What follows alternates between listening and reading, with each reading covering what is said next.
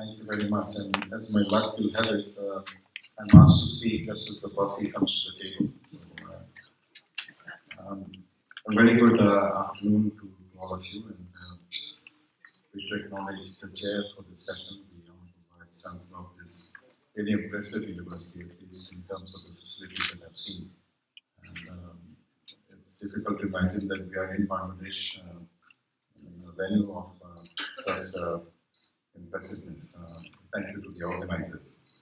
I'm of course delighted to be here with the Honorable Minister for Environment. And I think he can rightly take credit for the skill and the commitment of the Bangladesh delegation that was in COP21. And I would like to congratulate him for that. I think it was a global success, and it was good to see Bangladesh playing a very important role. Of course, we have got Dr. Salim Dr. Karati Rahman and all the other experts. And it's also very good to see individuals that have been interacting since COP15 in Paris, sorry, in Copenhagen, when we first talked about the 1.5 degree Celsius gap, which has now found its way into the agreement. Let me, without being too long, just focus on a few aspects which I think might be useful as we move forward with this very important venture. The challenge, of course, as with all research, is how do you translate research into action?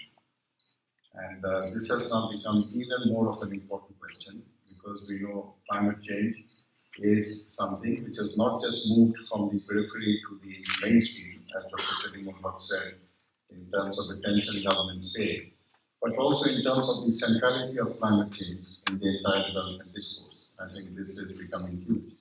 Even if we talk in terms of Bangladesh, we have had events in the past which were categorized in terms of low impact, high frequency. So maybe a tidal wave or a tsunami would, a very major typhoon would hit us once every 10 years. And then we had the other extreme, which was high frequency, low impact. Flooding takes place all of the time, but the impact is limited. Now, in fact, we are looking at a new norm, which is high impact, high frequency. So events that would occur once every 10 years are now going to happen every 2 or 3 years. And if we talk about sustainable development, well, that goes out of the window if we don't get climate right. And I think the challenge for policymakers as well as those who are doing research is how can we find synergy between the 3 international processes that governments have signed up to in the last year. So we have had the Sendai framework for risk reduction, we have had the sustainable development goals, and we have climate change. So the first question is, do we also integrate research covering these 3 areas, or do we take a standalone compartment-wise approach? I think that's something that you need to look at. Obviously, in terms of avoiding duplication, fragmentation, if we can integrate, it means a more efficient use of resources that we have. So I think this is one of the major points. But then there are 3 challenges when it comes to research, and I will quickly run through them. The first is there is a disconnect between research and policy. There's a complete disconnect in that the policymakers don't take into account the research that has been done. If there is no disconnect, let us assume that there is a connection, there is a mismatch in terms of what policymakers require and what the researchers are delivering. So you've got the issue of disconnect, you've got the issue of mismatch. Even if you address these 2 issues, the challenge of articulation and communication comes in. Scientists, unfortunately, are not blessed with the eloquence of poets. So how do you get across the message in a language which the policymakers are going to be able to understand? So I think this is something which is really very, very critical. So what research, what is the demand for the research, and is it what policymakers are actually looking for? I think that has to be a huge, simple question that you do. I've talked about the integration of research, and let me just give you one example. 80% of the climate events are linked, or rather 80% of disasters, in fact, are related to climate events. Now, one natural disaster can put a country back 10 years, 15 years.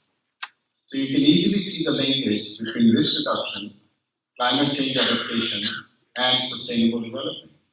And when you're talking about funding of research, one of course is the issue of financial transparency, but the other is where do you get the funds? Who is going to fund the research?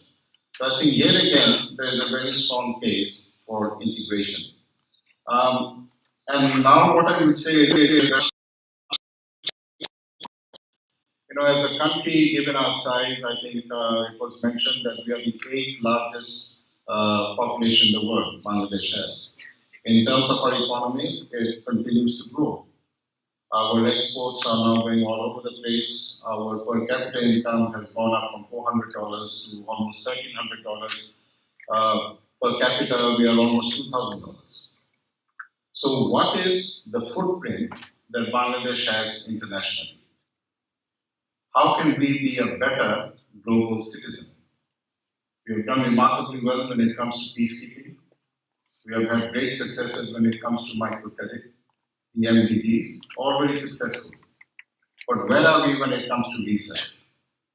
And I think that is a question for the government of Bangladesh to ask. Because if we really want to have our international presence felt, I think this is one area where we can do so very effectively. We are in the front line of climate change.